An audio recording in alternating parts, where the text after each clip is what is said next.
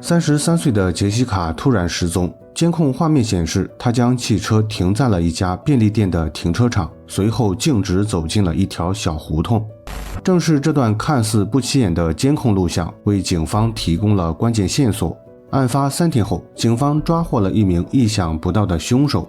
令人震惊的是，凶手不仅对杰西卡实施了极其残忍的暴行，甚至用相机拍摄了整个过程。那么杰西卡究竟遭遇了什么？监控又揭示了哪些关键证据？接下来让我们走进这起案件。大家好，我是大熊。今天分享的案例发生在美国宾夕法尼亚州北安普顿市。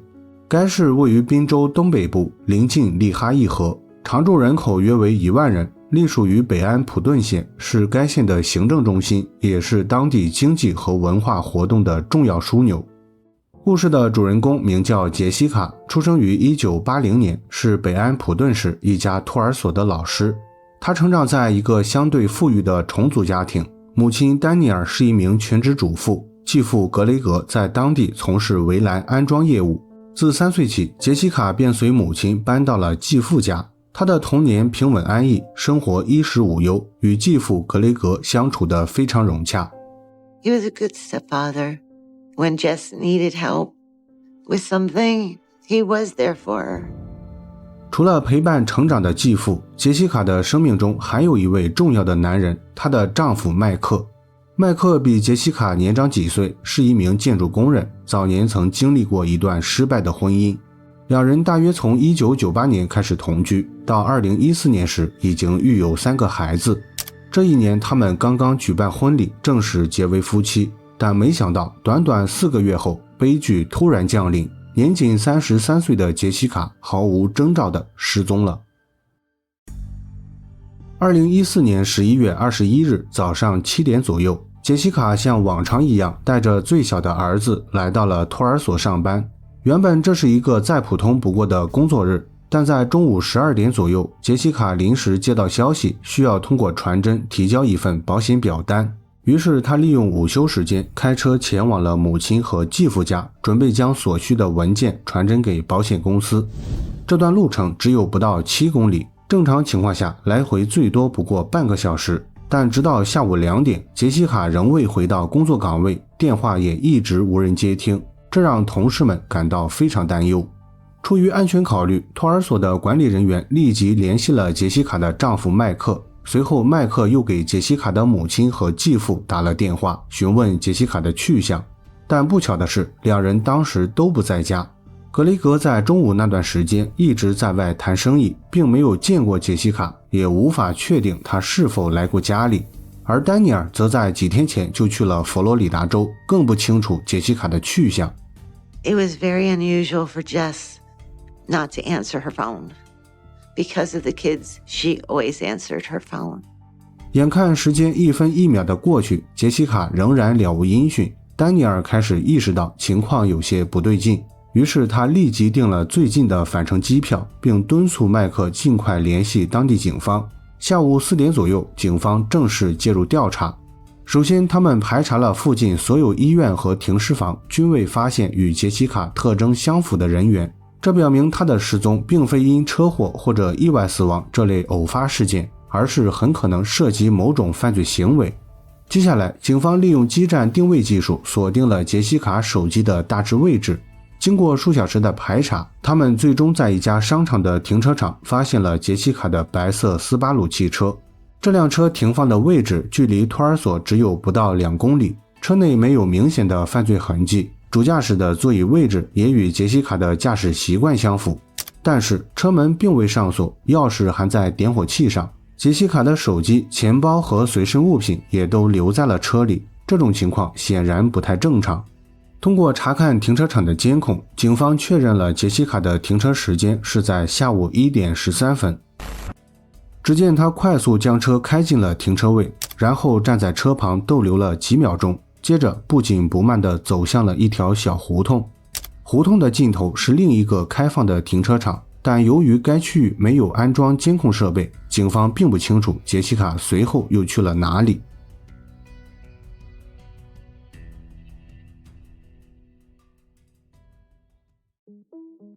时间来到了案发第二天，此时杰西卡的母亲丹尼尔已经回到当地，她顾不上休息，直接从行李箱里掏出一摞印好的寻人启事，塞到丈夫格雷格和女婿麦克手里。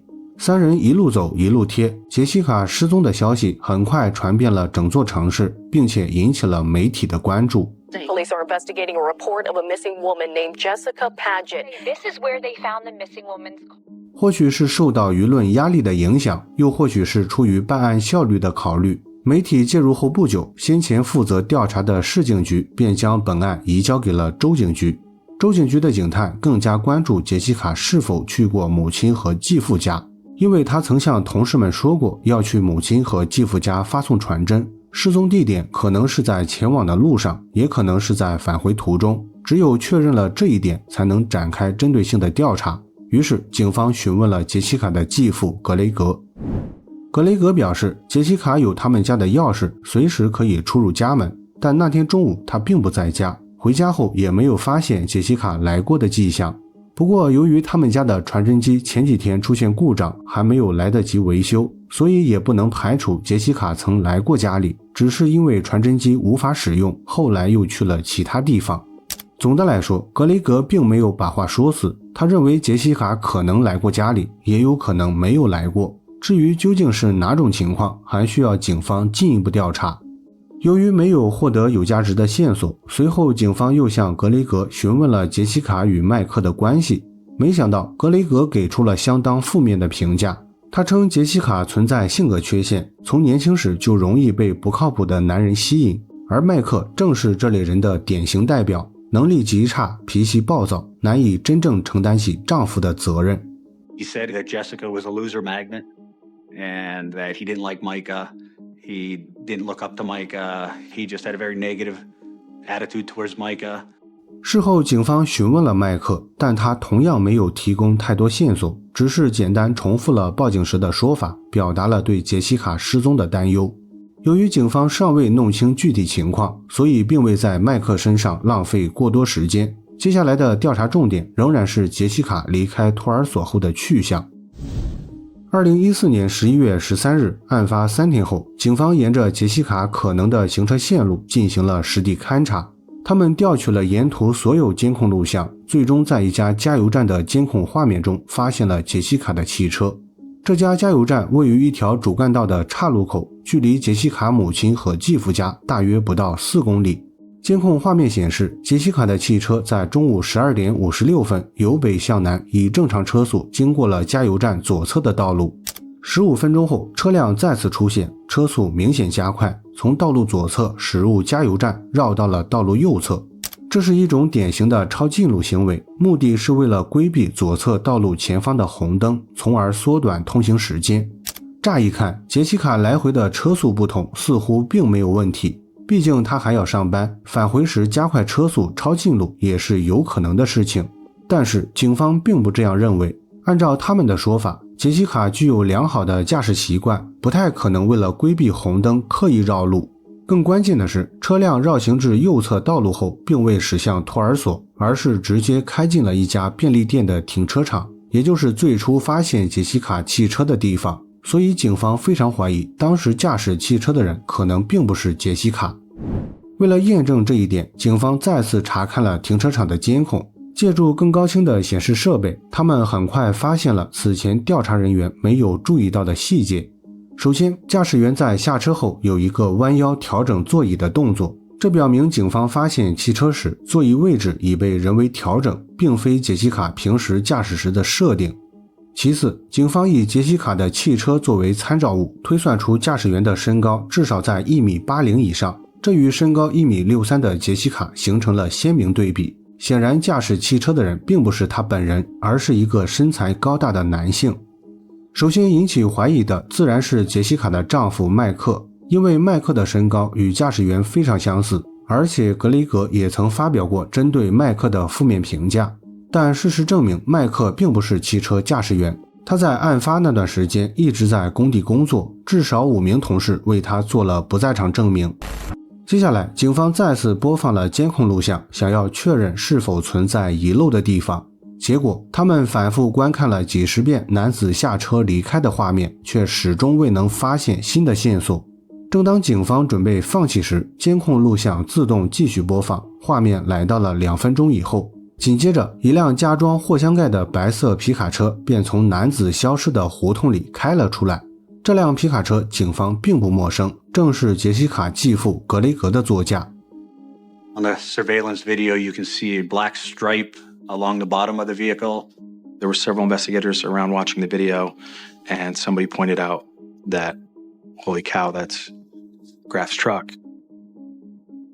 针对这一情况，格雷格解释说，那天早些时候，他将皮卡车送到了停车场后面的汽修店维修，下午取车离开时恰好经过那条胡同，所以就被监控拍了下来。实际上，当时他正准备开车回家，还不知道杰西卡已经失踪，也没有注意到他的汽车。为了证明自己的说法，格雷格又补充了很多细节，比如他是被一位邻居送到了汽修店取车，回家途中曾在艾克森加油站吃过午餐，大约1点30分，他从加油站回到家里，之后便一直忙着给员工们结算工资。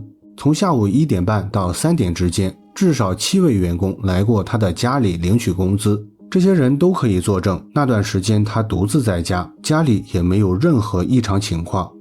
警方核实了格雷格的说法，确认他确实在下午1点30分在家为员工们发过工资，但由于发工资的时间晚于杰西卡失踪的时间，所以这件事情并不能证明他与本案没有关系。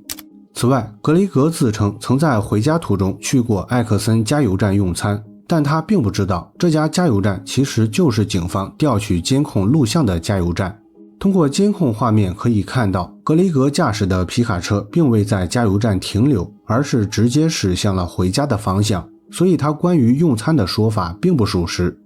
然而，格雷格并不只是隐瞒了行程，他所说的邻居将他送到汽修店的事情也是虚构的。而且警方搜查了他的住所，发现传真机并未损坏，上面仍然保留着杰西卡传送过的文件。更关键的是，警方在地下室发现了几张带血的纸巾，门口的垃圾桶里还有格雷格沾有血迹的衣服和鞋子。种种迹象表明，杰西卡已经遭遇不测，而凶手正是他的继父格雷格。起初，格雷格仍在狡辩，声称杰西卡是在他家遭到了他人杀害。但随着警方掌握了更直接的证据，格雷格眼看无法抵赖，最终不得不承认了罪行。根据格雷格的供述，在丹尼尔前往佛罗里达期间，他经常在家观看一些特殊题材的不良电影，内心逐渐产生了犯罪的念头。起初他的目标是住在隔壁的女邻居，但由于对方警惕性很高，格雷格并未找到合适的下手机会，于是无辜的杰西卡便成为了他的下一个目标。案发那天中午，杰西卡因为托儿所的传真机出现故障，向格雷格抱怨了几句，随后格雷格便以帮忙发传真为借口，将杰西卡骗到了住所。由于当时时间已经是下午1点，再过半个小时，格雷格的员工们便会上门领取工资，留给格雷格的时间非常有限，于是他迅速实施了计划的第一步，杀死杰西卡。 He said that Jessica was sitting at a computer chair with her back to him. He retrieved a gun from an adjacent closet, walked up behind her, and shot her in the back of the head. 据格雷格交代，他是在杰西卡发送传真时从背后开枪将其射杀，整个过程用时仅仅不到5分钟。作案后，格雷格以最快的速度清理了犯罪现场，并将杰西卡的汽车停在停车场，以制造失踪的假象。随后他驾驶自己的皮卡车回到家里，开始为员工们结算工资。大约下午3点，员工们陆续离开住所，之后格雷格锁上房门，开始实施计划的最后一步，对杰西卡的尸体做出了难以启齿的事情。 I think everyone was in shock. I wasn't prepared for him to say this is why he killed her. And I asked him specifically, I'm like, you killed Jessica specifically to have with her dead body? And he said yes. 令人震惊的是，格雷格不仅做出了骇人听闻的举动，甚至还用相机拍摄了整个过程。实际上，他之所以承认罪行，正是因为警方在搜查住所时发现了这段录像，不然格雷格很有可能还会继续狡辩。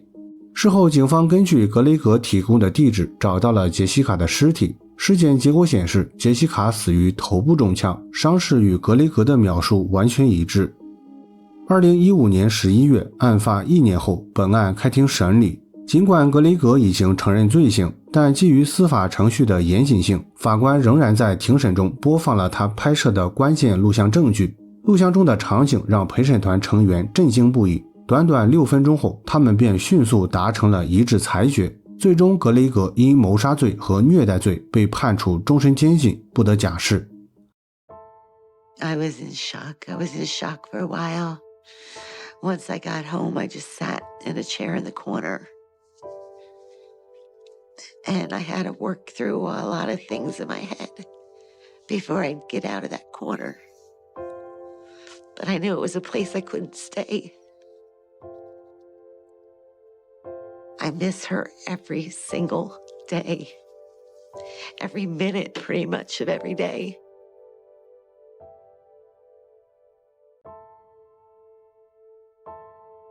She was my biggest fan. I was her biggest fan. 好了，本期案件分享到这里也就结束了。如果你喜欢我的节目，请帮我点赞加关注，非常感谢大家的支持。我是大熊，下期见。